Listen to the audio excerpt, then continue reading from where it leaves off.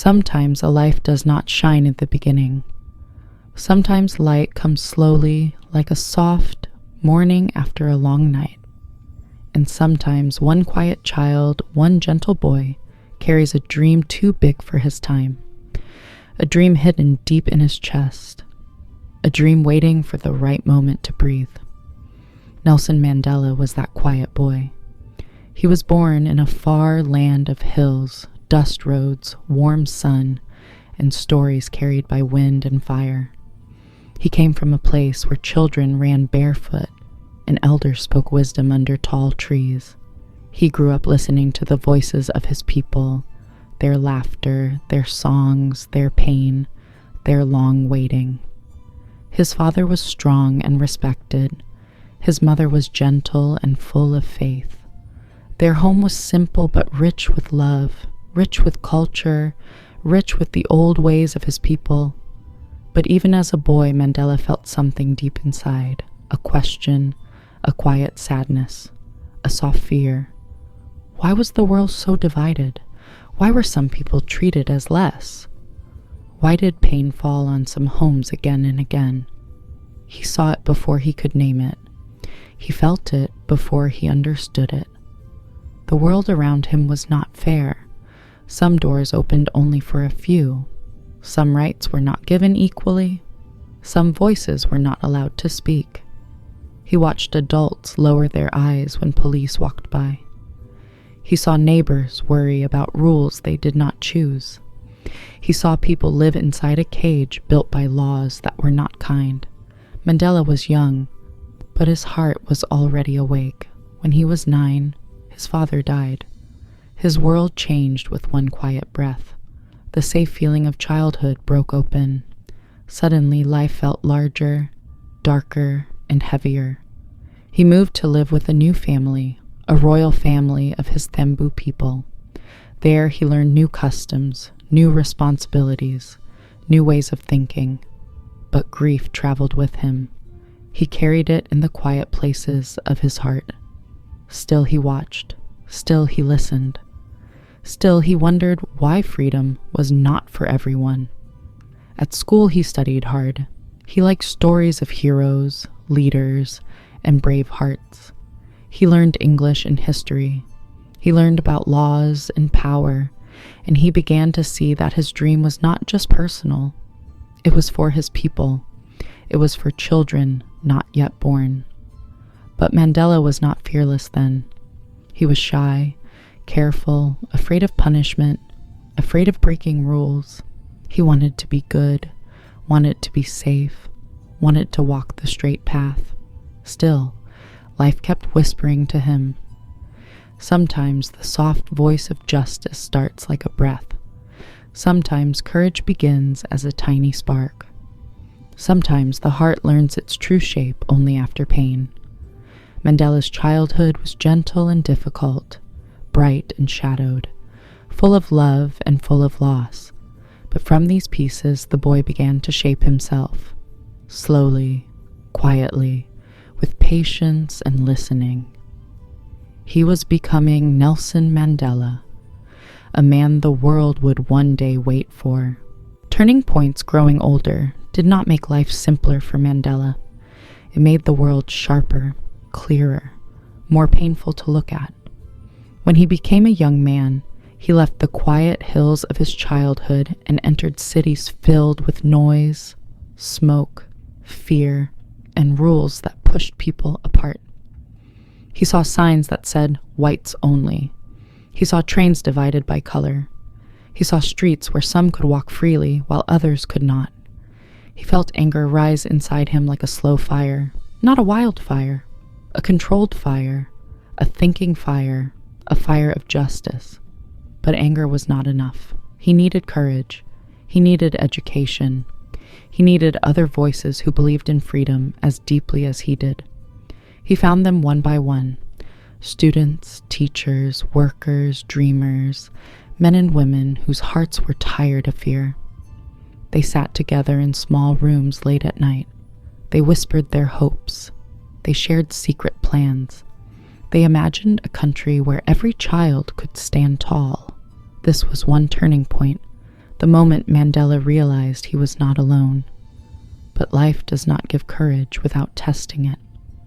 Another turning point came quietly, like a shadow. Police began watching him, following him, taking notes about every friend, every meeting, every step. He felt danger walking behind him every day, but something inside him refused to bend. He wanted a life of meaning, not safety. Still, the pressure grew. Arrests, questioning, threats, doors closing, fear spreading. Mandela learned that a dream brings a cost, a high cost, a painful cost. But he did not walk away. There was another turning point, a deeper one. The moment he understood that peaceful protests alone would not break the chains around his people. He struggled with this truth. He did not want violence. He did not want blood. But he also did not want a future where children grew up afraid as their parents had. He faced a question that burned him. How do you fight a system that does not see you as equal? How do you talk to a government that refuses to hear you?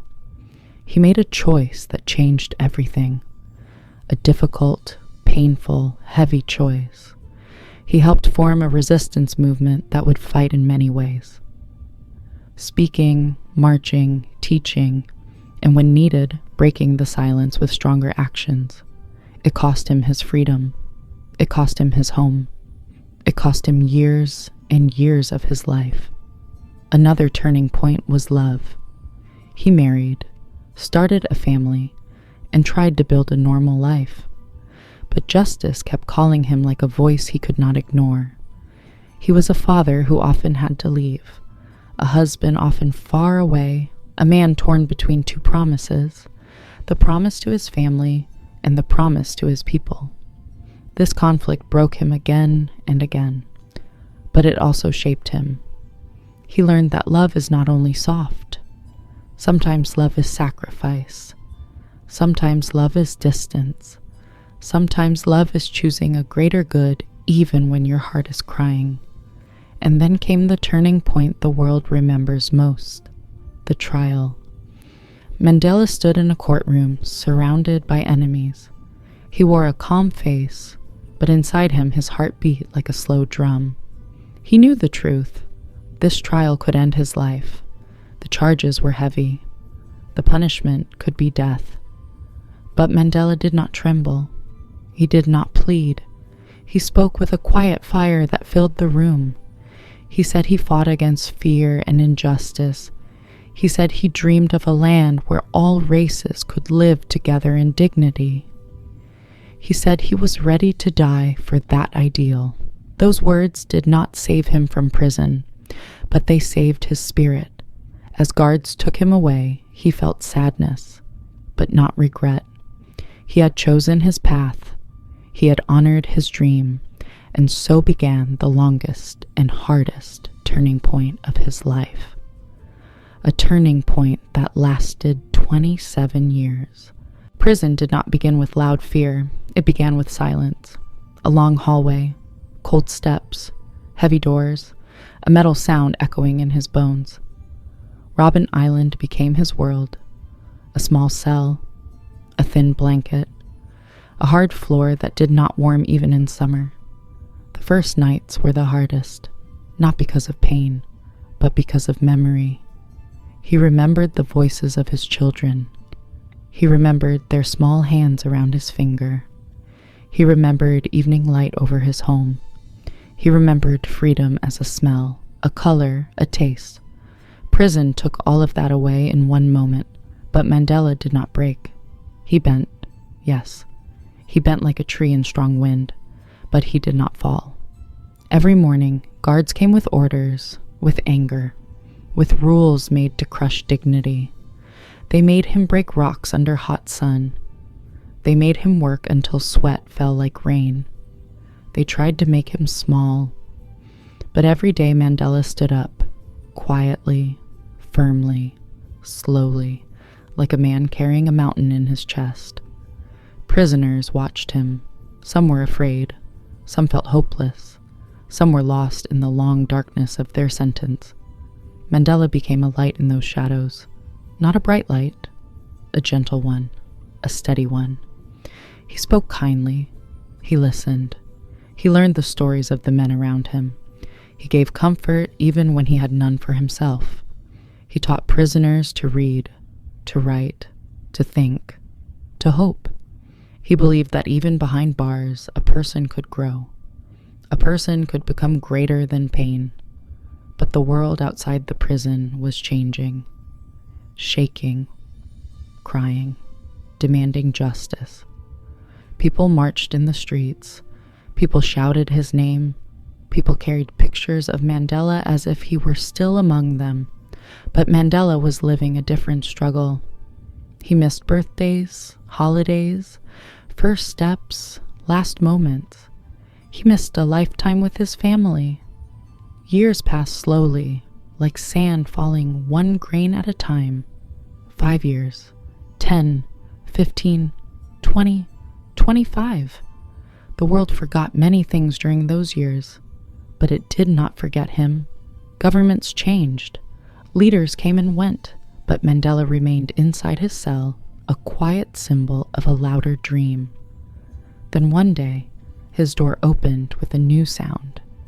It was not the cold metal sound of guards. It was softer, a turning key that carried a different message: freedom. Mandela walked out slowly, not because he was weak, but because freedom after 27 years is too big to walk toward quickly. He stepped into sunlight, real sunlight, warm sunlight, sunlight that touched his face like an old friend.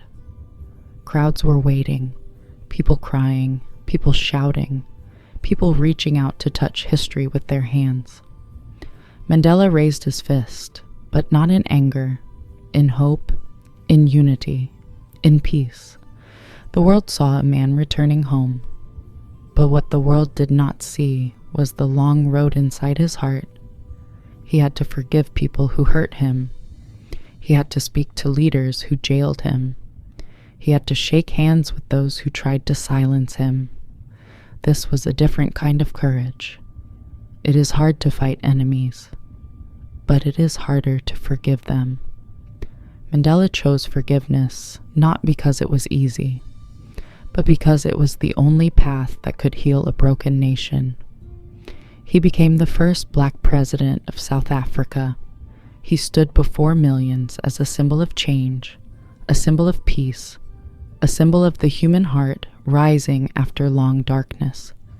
He worked to bring people together, those who had suffered and those who had caused the suffering. He said, "We are one nation. We must walk forward together." He visited the lonely places of pain. He visited homes that lost sons. He visited families who lived in fear for generations. He spoke to them with the same calm he used in prison, a calm built from patience, listening, and deep love. He said, "Let us begin again." Slowly, South Africa changed. Not completely, not perfectly, but enough for hope to take root in the soil. And Mandela, after years of service, stepped down from power on his own. He did not cling to his position. He walked away with the same dignity he had in prison. He chose peace over fame, healing over pride, humanity over history. As he grew older, his voice grew softer, his steps grew slower, but his heart never dimmed. He spent his later years helping children, supporting peace, guiding young leaders, and holding his nation with gentle hands. He did not ask to be praised. He only asked that people love one another more than they loved their anger. In the end, Mandela became not only a leader, but a lesson, a living lesson about patience, forgiveness, courage, and the quiet power of a peaceful heart. May you walk today with quiet courage in your heart, and in the next story, I will return with another voice that brings strength to your life. Courage, the ability to do something even when you feel afraid. Courage is walking forward while fear walks beside you. Forgive to stop feeling angry at someone who hurt you. He had to forgive people who hurt him. Patience. The ability to wait calmly without giving up. Patience is a quiet power. May you carry these lessons softly in your life. May your next step be gentle, your next breath calm, and your next choice full of hope.